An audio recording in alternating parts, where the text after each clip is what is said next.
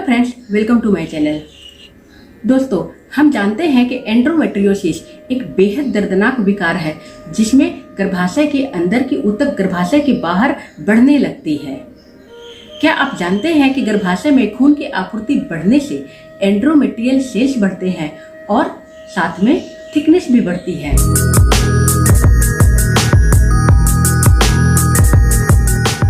तो आप healthy diet और साथ में नियमित योगासन करके प्राकृतिक रूप से खून के बहाव को बढ़ा सकती हैं। इसलिए आप हेल्दी डाइट और योगासन पर विशेष ध्यान दें अपनी इस बीमारी को दूर करने के लिए। दोस्तों, आपको कठिन एक्सरसाइज करने की जरूरत नहीं है, आप हल्के योगासन करें। सबसे पहले फाइबर युक्त खाद्य पदार्थ पर ध्यान दें और हरी सब्जियां, पालक, फल, संतरे, जामुन, ग्रीन टी इत्यादि एंटीऑक्सीडेंट युक्त खाद्य पदार्थ की जरूर सेवन करें। ट्रांस फैट ग्लूटेन युक्त खाद्य पदार्थ की सेवन न करें, जैसे कि रेड मीट और जंक फूड की सेवन न करें। आप विटामिन बी कॉम्प्लेक्स और विटामिन सी युक्त भोजन की सेवन करें।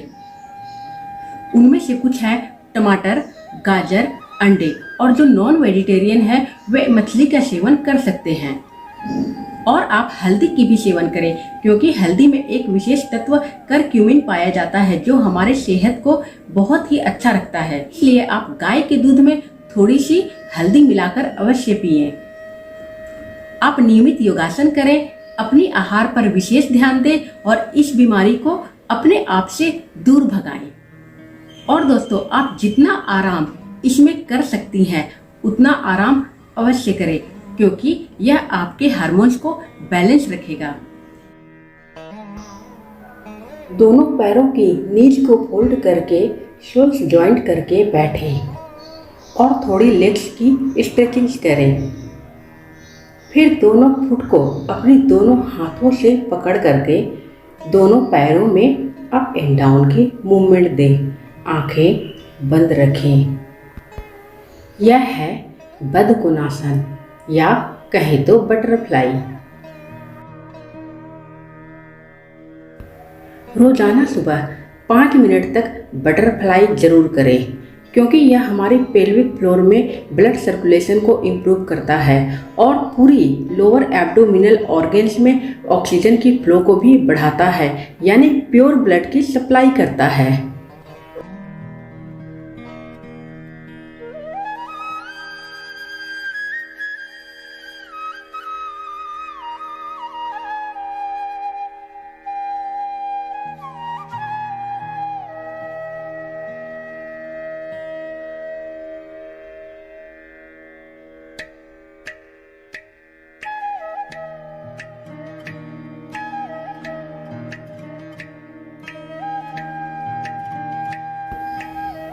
अब दोनों पैरों को टाइट पकड़ करके थोड़ी आगे की तरफ झुकें। यह लोअर एब्डोमिनल ऑर्गन्स में स्ट्रेचिंग अच्छी तरह से करता है। हमारे थाई मसल में स्ट्रेचिंग अच्छी हो जाती है। यह पोज बहुत ही फायदेमंद साबित हुआ है।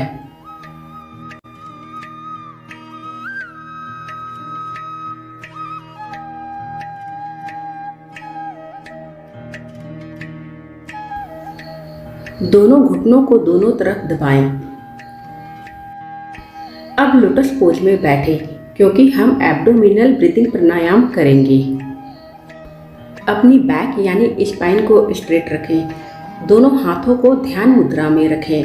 आंखें बंद रखें। कम 5 सेकेंड तक सांसों को अपनी एब्डोमेन में भरें और सांस को होल्ड रखें। 5 सेकेंड तक होल्ड रखें। फिर धीरे धीरे ब्रीद आउट करें। 7 सेकेंड तक ब्रीद आउट करें। फिर नासिका के बाहर 2 सेकेंड तक सांस को होल्ड रखें। 5 सेकेंड तक दोबारा सांस को अपनी एब्डोमेन में भरें। Deep inhale. स्टेप्स को दोहराएं। एब्डोमिनल ब्रीदिंग प्राणायाम रोज सुबह 5 मिनट तक जरूर करें। हो सके तो शाम को भी 5 मिनट करें, क्योंकि इसके अद्भुत फायदे हैं। यह हमारे यूट्रस को ऑक्सीजन की सप्लाई प्रदान करता है। सभी एब्डोमिनल ऑर्गन्स में ब्लड सर्कुलेशन को इम्प्रूव करता है, ऑक्सीजन की सप्लाई को इम्प्रूव करता है, यानी प्योर ब्लड की सप्लाई करता है और टॉक्सिन्स हमारी बॉडी की निकलते रहती है। एब्डोमिनल ब्रीदिंग प्राणायाम इंटरनल ऑर्गन्स में ऑक्सीजन की सप्लाई करके टॉक्सिन्स को अच्छी तरह से बाहर निकालने में मदद करता है। इस तरह हमारी बीमारी भी दूर होते रहती है। अपनी पूरी ध्यान सिर्फ हमें अपनी सांसों के ऊपर ही देनी है। ध्यान रहे कि हमारे ध्यान कहीं इधर उधर न रहे। आपको फील करना है कि हम अच्छी तरह से सांस को अपनी एब्डोमेन में भर रहे हैं और किस तरह धीरे धीरे छोड़ रहे हैं। सारा ध्यान अपनी सांसों के ऊपर ही दें। फील करें कि मैं अपनी संपूर्ण इंटरनल ऑर्गन्स में ऑक्सीजन की सप्लाई को इंक्रीज कर रही हूँ और टॉक्सिन्स को बाहर निकाल रही हूँ। सांस को धीरे धीरे भरना है, धीरे धीरे छोड़ना है, पर एक्सेल की अवधि इनहेल से लंबी होती है। अगर 5 सेकेंड्स, एक्सेल 7 सेकेंड्स। अब हम करेंगे नाड़ी शोधन प्राणायाम, जो कि बहुत ही फायदेमंद प्राणायाम साबित हुआ है। बीच में थोड़ा आराम कर सकती हैं। अब अपनी दाईं नासिका को थंब से बंद करें। बाईं नासिका से धीरे धीरे सांस को अपनी लंग्स में भरें। फिर रिंग फिंगर से बाईं नासिका को बंद करते हुए 5 सेकेंड तक सांस को अपनी लंग्स में होल्ड रखें।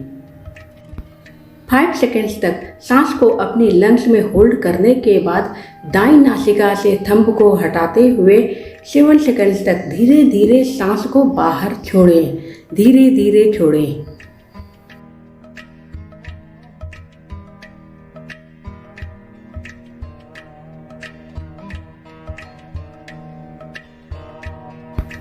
टू सेकेंड्स तक नासिका के बाहर सांस को थोड़ा होल्ड रखें। फिर पुनः 5 सेकेंड्स तक राइट नोस्ट्रिल से सांस को अपनी लंग्स में भरें और थंब से बंद करें। 5 सेकेंड्स तक सांस को अपनी लंग्स में होल्ड रखें। अब रिंग फिंगर को लेफ्ट नोस्ट्रिल से हटाते हुए धीरे धीरे 7 सेकेंड्स तक सांस को बाहर छोड़ें। फिर नासिका के बाहर 2 सेकेंड्स तक सांस को होल्ड रखें। इस स्टेप्स को दोहराएं। यह बहुत ही अद्भुत प्राणायाम साबित हुआ है। इससे हमारी संपूर्ण इंटरनल ऑर्गन्स रिचार्ज होती है और टॉक्सिन्स बाहर निकलते रहती है। नाड़ी शोधन लंग्स की सतह को बढ़ा करके लंग्स में ऑक्सीजन की सप्लाई को इंक्रीज करता है। इस सभी नस नाड़ियों में ऑक्सीजन की सप्लाई को इंक्रीज करता है और टॉक्सिन्स को बाहर निकालता है। हमारे सभी इंटरनल ऑर्गन्स में ऑक्सीजन की सप्लाई बढ़ा करके ब्लड सप्लाई को भी इम्प्रूव करता है, यानी ऑक्सीजन युक्त ब्लड सप्लाई करता है और टॉक्सिन्स को बाहर निकालते रहता है।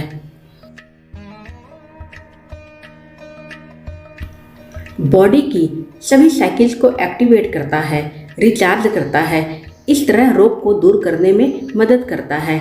नाड़ी शोधन रोजाना 5 मिनट सुबह 5 मिनट शाम को करें।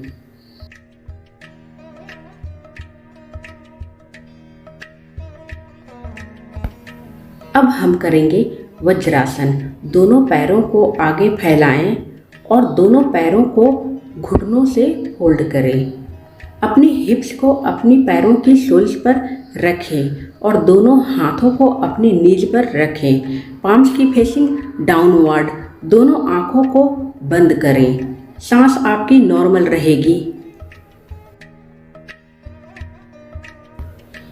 इसे हम vajrasana, diamond pose, Thunderbolt pose कहते हैं। अब इसी पोज में बैठते हुए इनहेल के साथ दोनों हाथों को ऊपर ले जाएं और जोड़ करके रखें।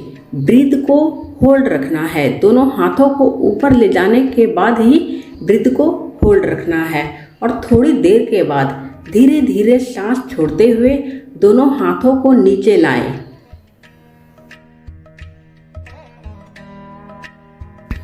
वज्रासन हम खाना खाने के बाद भी कर सकते हैं, क्योंकि इसके बहुत सारे फायदे हैं। यह हमारे डाइजेस्टिव सिस्टम को इम्प्रूव करता है, एक्टिवेट करता है।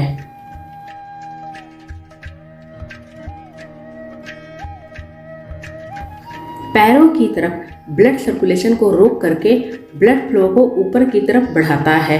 अब इनहेल के साथ दोनों हाथों को ऊपर ले जाएं, एक्सहेल के साथ सामने बेंड करें, ब्रीथ को होल्ड रखें। यह है चाइल्ड पोज या शिशु आसन या बाल आसन। इनहेल के साथ अब दोनों हाथों और हेड को ऊपर उठाएं धीरे धीरे और एक्सहेल के साथ दोनों हाथों को फ्लोर पर टिकाएं।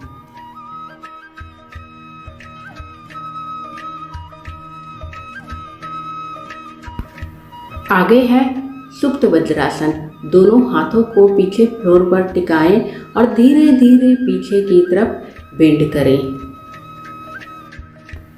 हेड की टॉप को फ्लोर पर टिकाएं, गहरी सांस भरें, गहरी सांस छोड़ें। चेस्ट आपकी फ्लोर के ऊपर है। दोनों हाथों को अपने थाइज के ऊपर रखें, अपनी नीज को सेपरेट रखें।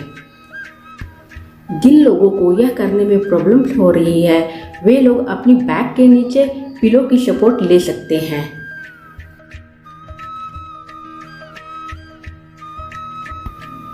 एक से 2 मिनट तक इस पोज में रहने के बाद अपनी हेड को सीधी रखें और बैक को थोड़ी नीचे लाएं और दोनों हाथों को अपनी हेड के पीछे बाइंड करके रखें। Deep inhale, deep exhale. Back के नीचे पिलोज रखेंगी तब ज़्यादा आराम महसूस होगा। अब थोड़ी देर के बाद दोनों हाथों से सपोर्ट लेते हुए वापस आएं। अब है पश्चिमोत्तासन। दोनों पैरों को सामने फैलाएं। सांस भरते हुए दोनों हाथों को ऊपर ले जाएं। सांस छोड़ते हुए सामने बेंड करें धीरे धीरे। अब अपनी हेड को अपने घुटनों पर टिकाएं और ब्रीथ को होल्ड रखें। जो लोग होल्ड नहीं रह सकते हैं वे नॉर्मल ब्रीदिंग भी कर सकते हैं। कुछ समय के बाद धीरे धीरे सांस भरते हुए दोनों हाथों को ऊपर उठाएं और सांस छोड़ते हुए दोनों हाथों को फ्लोर पर टिकाएं।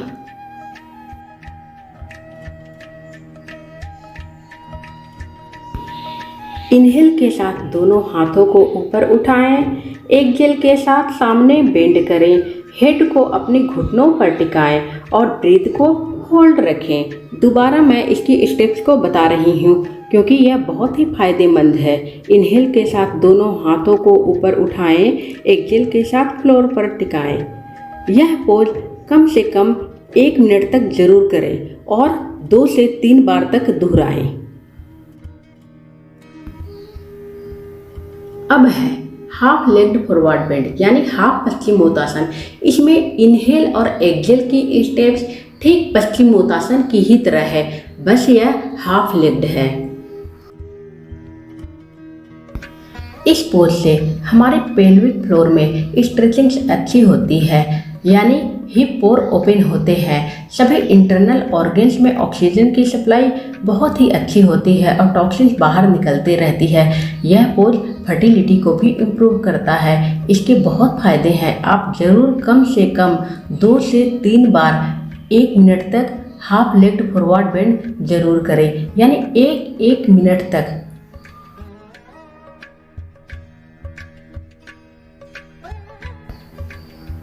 अब चलते हैं भुजंगासन करने। पेट के बल लेट जाएं। दोनों हाथों को अपने चेस्ट के पास रखें, पाम्स की फेसिंग डाउनवर्ड। इनहेल के साथ अपने हेड और चेस्ट को ऊपर उठाएं, नाभि से ऊपर तक उठाएं। ब्रीथ को होल्ड रखें। कुछ सेकंड्स के बाद ब्रीथ को होल्ड रख करके धीरे धीरे सांस छोड़ते हुए वापस फ्लोर पर अपनी हेड चेस्ट को लाएं। भुजंगासन को हम कोबरा पोज भी कहते हैं। यह बहुत ही फायदेमंद आसन है। इसको तो आपको जरूर करना है। कम से कम 2 से 3 बार तक दोहराना है। 1 मिनट तक करना है, यानी एक बार 1 मिनट तक हम एक पोज में रहेंगे। इस पोज में मैं सामने दिख रही हूँ, हेड को पूरी ऊपर नहीं उठा रही हूँ क्योंकि इसके विभिन्न स्टेज हैं। सभी स्टेज को करना है। कम से कम ड्यूरेशन 3 मिनट तक आप रखेंगी, तब आपको फायदा ज़्यादा मिलेगा।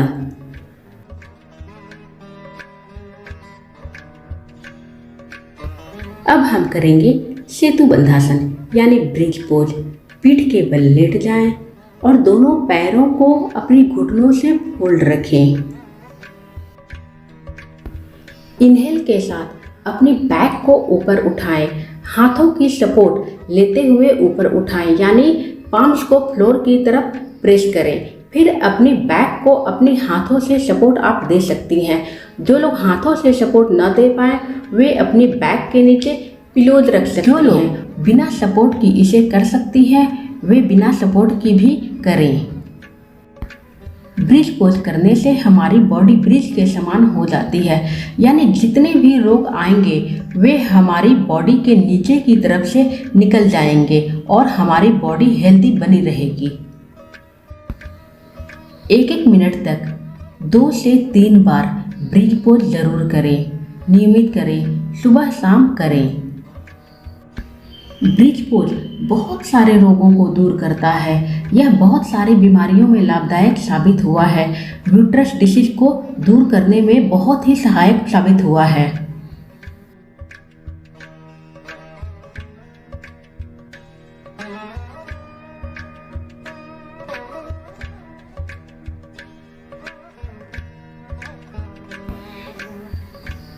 अब दोनों पैरों को घुटनों से फोल्ड करके सोल्स को ज्वाइन करके रखें। यह बहुत ही फायदेमंद है। इस पोज से यूट्रस में होने वाली तकलीफ दूर होती है, पीरियड्स में होने वाली तकलीफ दूर होती है।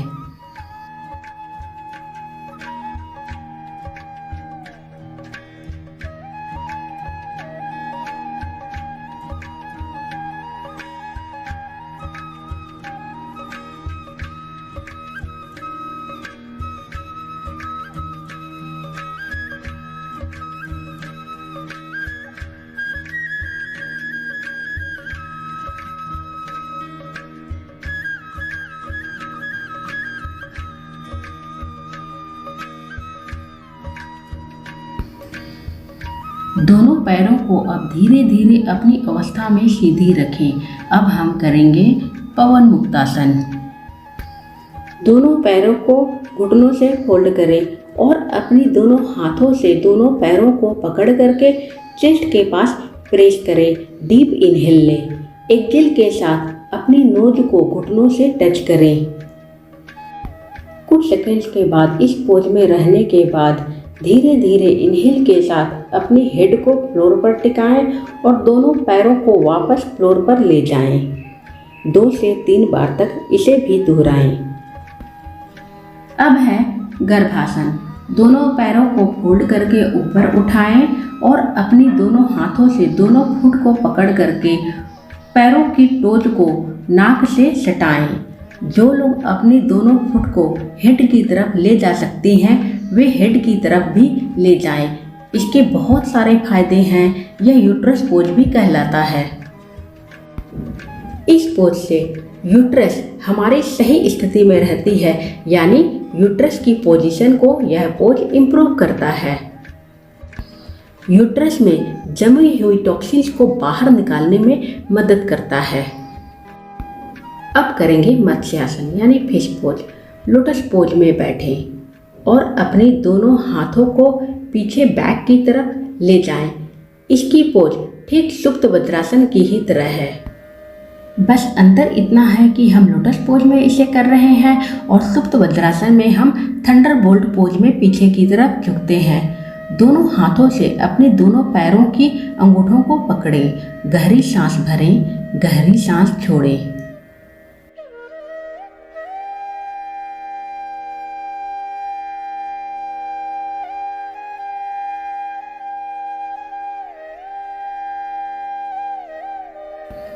सभी योगासन करने के बाद हमें शवासन करना है। दोनों पैरों को सीधा फ्लोर पर ले जाएं और संपूर्ण अंगों को ढीला छोड़ दें। अंगों को रिलैक्स करना पैरों की तरफ से शुरू करें, यानी पैरों की टोक से शुरुआत करें। संपूर्ण अंगों को रिलैक्स करें। धीरे धीरे ऊपर की तरफ बढ़ें। पैरों से अपनी थाइज की तरफ बढ़ें, फिर पेट की तरफ बढ़ें, चेस्ट की तरफ बढ़ें, दोनों हाथों की तरफ बढ़ें, फिर नेक की तरफ बढ़ें, फिर चिक की तरफ बढ़ें, नाक की तरफ बढ़ें, आईज की तरफ बढ़ें, हेड की तरफ बढ़ें। यह फील करें कि हमारी सभी अंग रिलैक्स हो चुकी है, तनाव मुक्त हो गई हैं और सभी में ब्लड सर्कुलेशन बहुत ही अच्छा हो गया है। मैं ऑक्सीजन की सप्लाई भरपूर मात्रा में ले रही हूँ, यानी अपनी सभी इंटरनल ऑर्गन्स में ऑक्सीजन की सप्लाई को इम्प्रूव कर चुकी हूँ। मेरे हार्मोन्स अब बैलेंस में है। धन्यवाद। सभी योगा करने के बाद 10 मिनट तक शवासन जरूर करें।